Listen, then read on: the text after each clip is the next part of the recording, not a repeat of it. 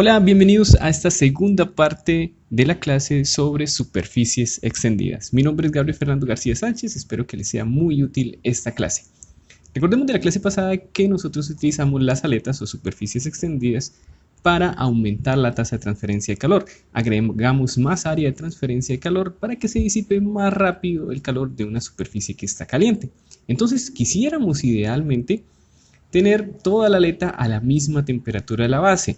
Sin embargo, debido a que el material de la aleta también tiene una resistencia térmica, ahí hay una caída de temperatura, como lo vemos en este diagrama.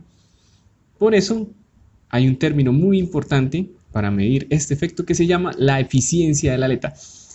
Esto es igual al calor que se transfiere realmente por la aleta y el calor que se transferiría en el caso en que la aleta fuera ideal, que toda estuviera a la misma temperatura, que no hubiera resistencia térmica en ese material, tal como lo vemos en esta ecuación. Entonces, como sabemos que el calor que se transfiere por la aleta es igual, por la ley de enfriamiento de Newton, a H por A por delta de T, donde A es todo el área superficial, le agregamos este factor, esto viene de esta otra ecuación, y así obtenemos el calor que realmente se transfiere cuando hay esa aleta. En la clase pasada consideramos dos casos, el caso de una aleta muy larga y en el caso de una aleta aislada en la punta, esto para determinar la tasa de transferencia de calor. Entonces, utilizando esas ecuaciones para transferencia de calor y a partir de la ecuación de la diapositiva pasada, llegamos a estos términos para la eficiencia de la aleta. Recordemos que A es igual a la raíz de H por P, es decir, el coeficiente de transferencia de calor por convección por el perímetro de la aleta sobre K por A, es decir, la conductividad térmica y el área transversal de la aleta. Esto es para las aletas rectangulares, pero podemos hacer el mismo análisis para otros tipos de aletas. Eso viene tabulado en los libros de transferencia de calor. Por ejemplo, los datos de esta tabla vienen del libro de termodinámica de Sengel en la página 160 y algo, ahí lo pueden buscar. Aquí vemos la ecuación para determinar la eficiencia de diferentes tipos de aletas. Hay unas muy sencillas como la rectangular que vemos acá o las parabólicas rectas, pero hay otras ecuaciones que ya tienen su dificultad, como esta de las aletas circulares, donde vemos estas funciones que son funciones de Bessel. Para determinarlas el libro también tiene otra tabla, pero se nos complica un poco el asunto. Por eso hay otro método. El otro método es mucho más sencillo, pero puede inducir un poco más de error si no lo hacemos bien.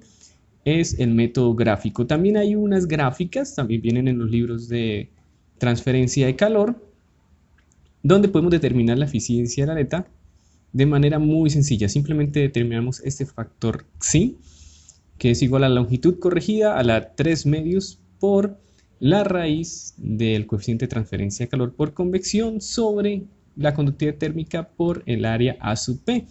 La longitud corregida y el área A sub P vienen tabuladas en la misma tabla, las vemos por acá. Entonces, después de determinar ese factor Xi, nos dirigimos hasta donde corte con la curva y así determinamos la eficiencia de la aleta. Es muy sencillo. Si quiere ver un ejercicio donde se resuelva esta parte, aquí les dejo el enlace. Otra magnitud importante en este tema es la efectividad de la aleta, que es una comparación entre la tasa de transferencia de calor cuando hay aletas y la tasa de transferencia de calor cuando no tenemos aletas, es decir, en una superficie normal si no le ponemos ningún material para aumentar la tasa de transferencia de calor. Lo representamos por la letra epsilon y teniendo en cuenta la ley de enfriamiento de Newton, porque estamos con convección, llegamos a esta ecuación. Entonces, si tenemos una efectividad igual a 1, significa que el hecho de colocar aletas no está cambiando en nada la transferencia de calor. Entonces es mejor no poner las aletas porque ¿para qué nos gastamos ese material si no estamos haciendo ningún efecto en la transferencia de calor? Si la efectividad es menor que 1, esas aletas están actuando como aislantes, es decir, están teniendo el efecto opuesto al que quisiéramos. Entonces es mejor no utilizar las aletas. Y finalmente, si la efectividad es mayor que 1, la aleta sí está mejorando la transferencia de calor, que es lo que queremos. Por eso debemos tener aletas siempre que tengan una efectividad mayor a 1. Podemos expresar esa efectividad en términos de la eficiencia, simplemente a partir de las ecuaciones que ya vimos en esta clase, llegamos a esta ecuación. Y si utilizamos la metodología de suponer a la aleta como muy larga, suponerla infinitamente larga y tal vez utilizar la longitud corregida, podemos llegar a esta otra ecuación. La efectividad de la aleta es igual a la raíz de la conductividad térmica por el perímetro sobre el coeficiente de transferencia de calor por el área transversal. A partir de esta ecuación podemos llegar a tres conclusiones muy importantes. La primera de ellas es que la conductividad térmica, la K, debe ser tan alta como se pueda. Esto es debido a que la K está en el numerador, entonces cuanto más grande sea, más grande será la efectividad.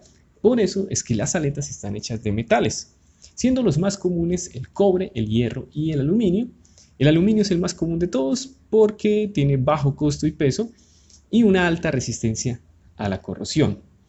También podemos concluir que la razón entre el perímetro y el área transversal, aquí esta razón P sobre A, debe ser tan alta como se pueda. Es por eso que las aletas generalmente son esbeltas, son bien delgaditas para lograr un buen valor de esta razón. Y finalmente, el uso de las aletas es más efectivo en aplicaciones que comprenden bajos coeficientes de transferencia de calor por convección. Por eso, si tenemos intercambiadores de calor, donde un fluido es líquido y otro es gas, colocamos las aletas del lado del gas porque tiene menor H. Eso es porque el H está aquí en el denominador. Entonces, si aumenta, disminuirá la efectividad. También podemos calcular una efectividad teniendo en cuenta ya no solo lo que pasa en una aleta, sino lo que pasa en un conjunto de aletas. Es decir, calcular la razón entre la transferencia de calor total desde la superficie con aletas y la transferencia de calor desde esa superficie si no hubieran aletas. A eso lo llamamos efectividad total.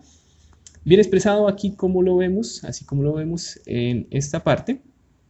La ley de enfriamiento de Newton en ambos lados porque estamos trabajando con convección, pero cambiará el área. Cuando estamos calculando la tasa de transferencia de calor con aletas, el área será el área que no contiene aletas más el área de las aletas.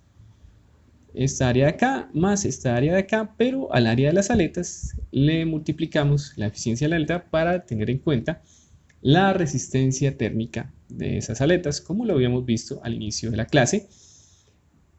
Y el área, si no hubieran aletas, será simplemente toda esta área que vemos acá. Entonces tenemos en los dos casos H por A por delta de T, los comparamos y así tenemos la razón o una comparación entre lo que pasa cuando hay aletas y cuando no hay. Bien, eso es todo por el momento. Muchísimas gracias por su atención. Aquí les dejo unas referencias. Si quieren consultar más, si quieren estudiar más sobre el tema, los invito a ver la tercera parte de esta clase en el siguiente video. Que tengan un muy buen día. Hasta pronto.